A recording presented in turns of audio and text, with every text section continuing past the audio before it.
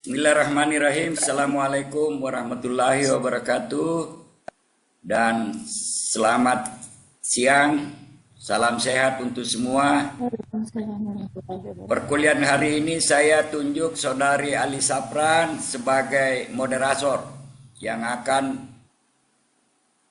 memimpin jalannya perkuliahan hari ini hingga selesai. Waktu dan tempat saya persilakan kepada Ali Sapran. Baik, terima kasih. Assalamualaikum warahmatullahi wabarakatuh. Selamat sore dan salam sejahtera untuk kita semua. Pertama-tama kami mengucapkan terima kasih kepada Bapak dosen pengampu, Prof. Dedi Takdir Saifuddin, yang telah meluangkan waktu di tengah kesibukan beliau sebagai pengajar. Di kesempatan kali ini, kita akan melanjutkan diskusi kita, chapter 2 yaitu dari teman-teman kelompok 2. Sebagaimana yang telah dijelaskan oleh Pak dosen bahwa diskusi kita hari ini untuk penyajian materi itu selama 15 menit, kemudian akan dilanjutkan sesi diskusi yang akan kita buka 3 penanya terlebih dahulu. Baik, sebelum saya mempersilakan teman-teman kelompok 2 untuk melakukan penyajian materi, terlebih dahulu saya akan memperkenalkan rekan-rekan kita dari kelompok 2. Yang pertama Siti Khadijah Muljabar, Rahmawati Hidayat, Ahmad Aldiansyah, Kevin Triyatno, Lisnawati, dan Sarlan Saputra. Materi diskusi kita pada hari ini berjudul pendekatan ilmiah dan pendekatan alternatif untuk investigasi. Baiklah, waktu dan layar saya serahkan kepada rekan-rekan kelompok 2 untuk melanjutkan sesi pemaparan materi. Kepada Saudara Aldiansyah, saya persilakan. Terima kasih. Assalamualaikum warahmatullahi wabarakatuh. Waalaikumsalam warahmatullahi wabarakatuh. Perkenalkan, kami dari kelompok 2, ini dari saya sendiri, Rahmawati Hidayat, dan beberapa teman kelompok saya.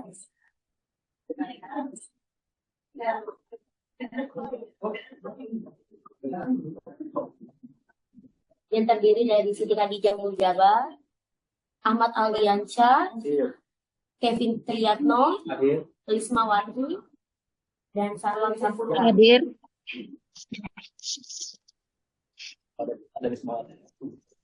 Baik, itulah dari anggota kami.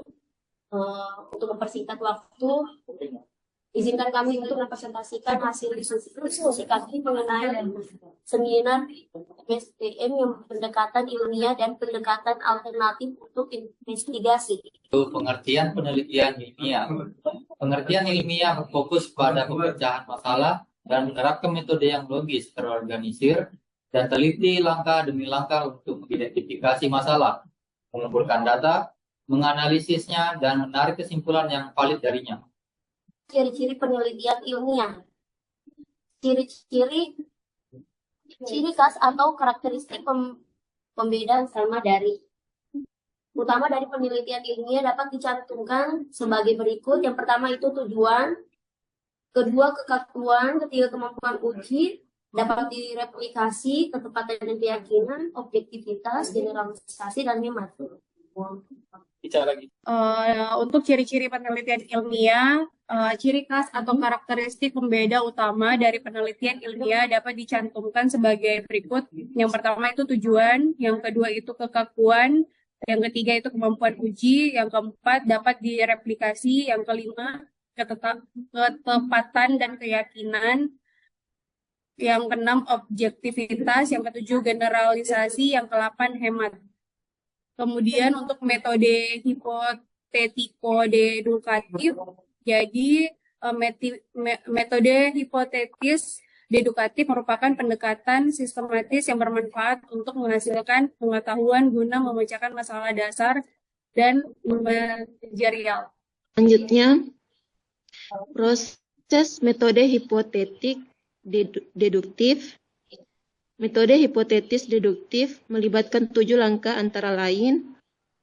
Pertama, identifikasi area masalah yang luas. Kedua, tentukan pernyataan masalah.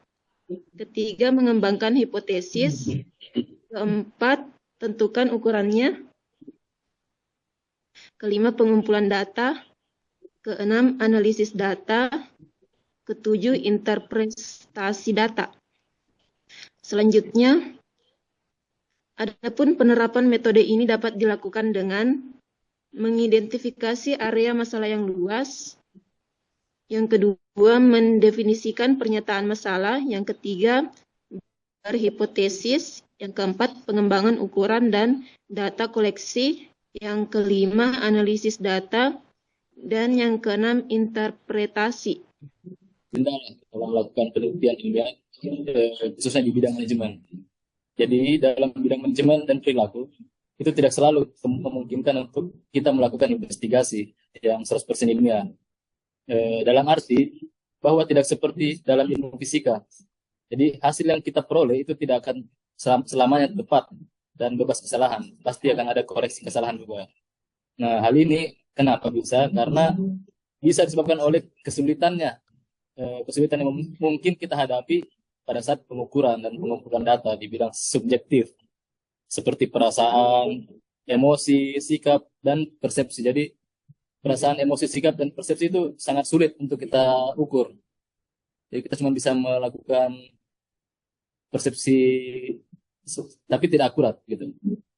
Nah, pendekatan alternatif untuk penelitian. Jadi dalam penelitian kita juga bisa melakukan pendekatan secara alternatif. Untuk penelitian meliputi 4 pandangan utama. Jadi ada 4 pandangan utama yang kita bahas di sini. Jadi yang pertama itu pandangan positivisme yang percaya pada kebenaran objektif yang dapat diukur secara ilmiah. Kemudian secara realisme namanya. Realisme kritis mengakui adanya realitas objektif, tetapi menilai bahwa pengamatannya itu selalu dipengaruhi oleh interpretasi dan bias. Kemudian yang ketiga ada konstruktivitisme yang menolak kebenaran objektif dan menekankan bahwa pengetahuan dibangun melalui pikiran dan interaksi sosial. Jadi dalam hal ini ditekankan bahwa pengetahuan itu lewat pikiran dan interaksi sosial. Kemudian yang terakhir itu ada pragmatisme yang berfokus pada manfaat praktis penelitian. Dengan kita memandang kebenaran sebagai sesuatu yang bersifat cuma sementara dan kontekstual. Baik, itu tadi hasil dari presentasi kami. Untuk itu kami kembalikan ke moderator. Baik, terima kasih teman-teman mohon perhatiannya. Telah kita saksikan bersama tadi pemaparan materi dari rekan-rekan kita dari kelompok 2 terkait materi pendekatan ilmiah dan pendekatan alternatif untuk investigasi. Baik, selanjutnya di kesempatan pertama ini saya mempersilahkan rekan-rekan sekalian untuk mengajukan 3 pertanyaan. Dan perlu saya ingatkan kembali bagi masing-masing penanya, jangan lupa untuk menuliskan pertanyaannya di kolom chat ataupun di WA grup. Dan bagi penanya, bagi rekan-rekan kelompok 2 yang telah menjawab pertanyaan dari penanya, jangan lupa untuk jawabannya itu ditulis dan dimasukkan ke kolom chat. Seperti itu. Silakan teman-teman yang ingin mengajukan pertanyaan, silakan bertanya secara langsung dulu. Setelah itu kemudian pertanyaannya ditulis dan dikirim ke kolom chat. Dan bagi teman-teman kelompok 2 yang menjawab pertanyaan, silakan dijawab juga terlebih dahulu. Setelah dijawab dan sambil menunggu sanggahan dari penanya, kemudian jawabannya itu dimasukkan ke kolom chat juga. Terima kasih. Ali. Siap, Anggara. Ya, saya mau bertanya Bang Ali dari kelompok 3. Oke, langsung saja pertanyaan 7 pada bagian metode hipotesis deduktif. Jadi bagaimana metode hipotesis deduktif dapat menangani teori yang tidak dapat diuji secara empiris secara langsung, dan bagaimana metode ini menghadapi masalah teori yang dapat menghasilkan prediksi yang sama sehingga sulit membedakan hipotesis mana yang benar. Terima kasih Bang Ali.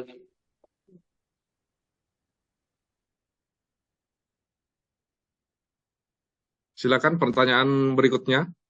Pertanyaan pertama dari kelompok 3, Anggara Dwi Nugroho, yaitu bagaimana metode hipotetik deduktif dapat menangani teori yang tidak dapat diuji secara empiris secara langsung dan bagaimana metode ini menghadapi masalah teori yang dapat menghasilkan prediksi yang sama sehingga sulit membedakan hipotesis mana yang benar. Pertanyaan kedua, mungkin dari Muhammad Alfianto Prayogo. Cukup dua. Pertanyaan dari saya sendiri, yaitu terkait dengan proses metode hipotetik deduktif. Tadi kan rekan-rekan sudah menyebutkan ada 7 langkah, yaitu identifikasi area masalah yang luas, tentukan pernyataan masalahnya, mengembangkan hipotesis, tentukan ukurannya, mengumpulkan data, analisis data, dan interpretasi data yang terakhir. Nah, mungkin karena kita juga mendekati proses ujian atau penyusunan skripsi, mungkin teman-teman kelompok 2 bisa membantu kita untuk memberikan sebuah contoh studi kasus terkait dengan proses metode hipotetik deduktif sebagaimana yang telah dijelaskan rekan-rekan tadi, yaitu ada 7 langkah. Waktu diberikan kepada saya akan menjawab pertanyaan dari Anggara Dwi Nugroho. Pertanyaannya yaitu, bagaimana metode hipotetik deduktif dapat menangani teori yang dapat diuji secara empiris secara langsung, dan bagaimana metode ini menghadapi masalah teori yang dapat menghasilkan prediksi yang sama sehingga sulit membedakan hipotesis mana yang benar. Menurut saya, ada beberapa cara untuk menangani hipotesis mana yang benar, yaitu yang pertama, pengujian tambahan dan replikasi, di mana peneliti melakukan uji ulang dengan kondisi berbeda dalam bentuk replikasi untuk melihat apakah hasilnya konsisten, dan teori itu dapat menjelaskan fenomena di berbagai situasi yang dianggap lebih kuat.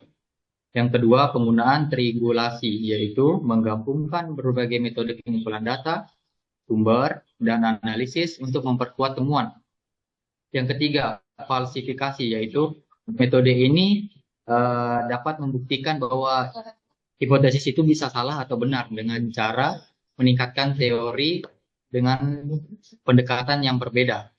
Yang keempat, yaitu evaluasi berdasarkan kekuatan penjelasan, di mana ketika dua teori memprediksi hal yang sama, teori yang lebih sederhana, logis, dan mampu menjelaskan lebih banyak fenomena dengan asumsi yang lebih sedikit, biasanya dipilih melalui prinsip hemat. Mungkin itu jawaban dari saya kembalikan kepada moderator. Terima kasih. Baik. Saya kembalikan kepada Anggara penanya, apakah sudah dimengerti dari jawaban dari rekan kita tadi, Kevin Triatno. Oke, Bang Ali, jelas. Terima kasih. Baik, terima kasih. Supaya cepat, supaya kita tutup ya. Nanti komentarnya di ini aja, di kanal YouTube saya ya. Siapa? Nah, untuk menambah nilai kalian semua.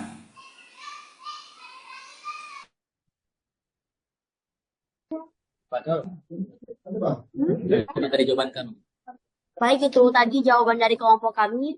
Mungkin dari Kali, saya kembalikan ke Kali. Baik, terima kasih jawabannya, sangat singkat dan jelas. Demikian diskusi kita hari ini. Dengan berakhirnya sesi tanya jawab, diskusi kita hari ini kita selesaikan, dan selanjutnya saya kembalikan kepada Pak dosen. Terima kasih. Baik, terima kasih Saudara Ali Safran. Ya, kita aplaus dulu untuk moderator ini, luar biasa. Ya, tentu saja juga ke para presenter juga luar biasa. Dan ya, penanya juga seperti itu. Saya kira itu, terima kasih. Assalamualaikum warahmatullahi wabarakatuh.